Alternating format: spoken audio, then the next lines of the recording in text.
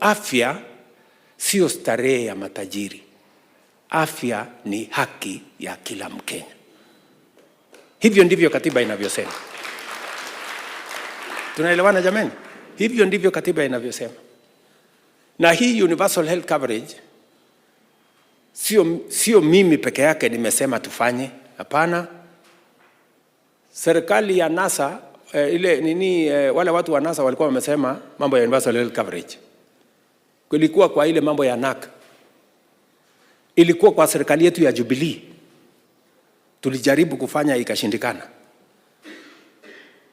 Ilikuwa kwa manifesto ya Kenya Kwanza na ilikuwa kwa manifesto ya Azimio katika hii uchaguzi ambayo ilipita.